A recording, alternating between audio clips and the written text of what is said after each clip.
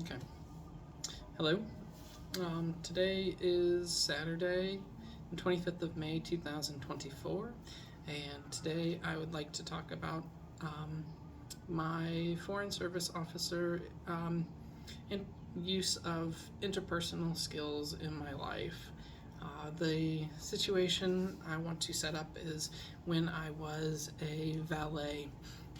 I was working as a valet um, about 2010, I think. Um, and I had just graduated from college, and I was back living with my family at the time. I got a valet position at the county hospital, actually, where my parents were currently working at the time. So it was kind of a little bit of coming back home in two different ways. You know, I actually didn't leave town for college, but I didn't live at home either. So yeah, it was a time in my life when I was kind of really struggling to get my footing um, in life, and that's kind of the way it felt when I took that position. It was not very well paid, and I didn't have I, I didn't have any skills, and I didn't really have any like value to offer any prospective employers, as well as the job market was pretty bad at the time. So I just lived cheaply and lived with my parents, and kind of waited for better days to come. I was really a person without a direction in life at that time, um, and and I ended up parking cars for my first job as a college graduate with a college degree, right out of school. So yeah, uh, one of the things about that job is that there was quite a bit of downtime.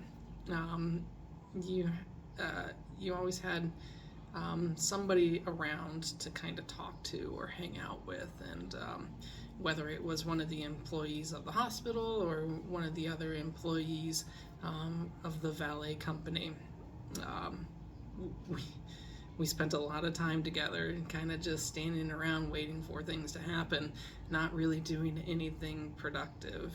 But at times there were rushes. The hospital would schedule surgeries kind of in mass, and a whole bunch of people would show up at certain times throughout the day.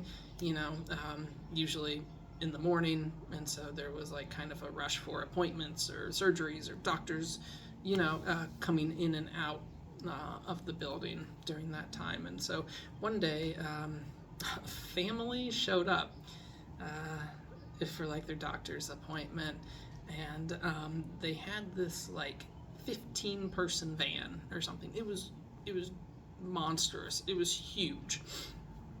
Um, so it was really long. Like, uh, uh, we had gotten plenty of practice, kind of parking regular sized cars, and everybody felt comfortable. But our lot was small.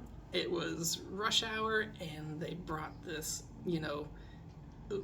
huge, like, bigger than a like box car, bigger than like a delivery truck box car, through, and wanted us to park it. And so um, I took the challenge.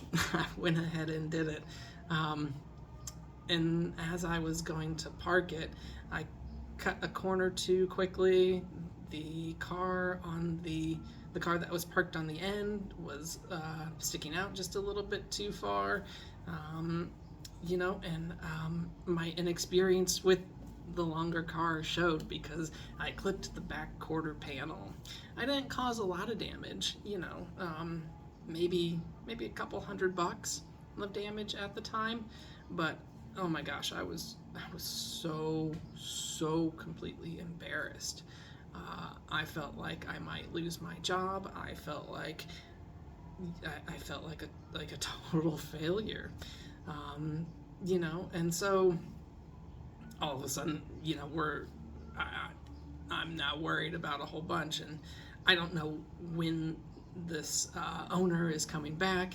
I don't know what kind of good or bad news they might have gotten in the hospital, and you know,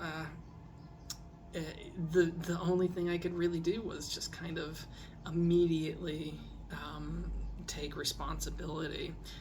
So after a while, when eventually they did show back up, um, I went up to them and I told them what happened, and I gave them the paperwork to fill out immediately if they wanted to.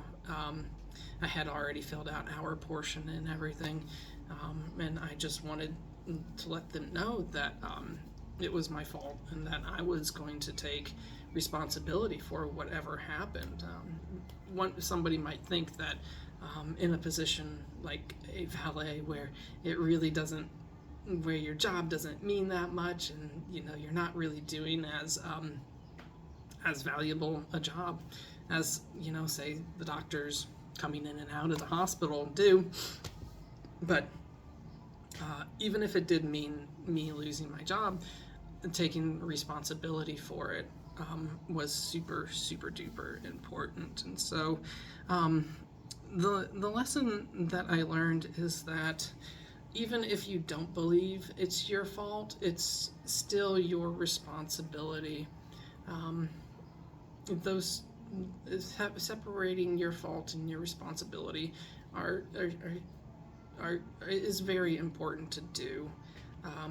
It's one of the most important things you can do, because you still have to take care of the things you have to take care of, but you don't always have to accept the emotional baggage of fault, and so luckily in the end everything turned out okay. I got to keep my job. She wasn't complaining about it too much. She understood that it happens with that big of a car, and everything did turn out okay. Okay, well, that's all I've got for now.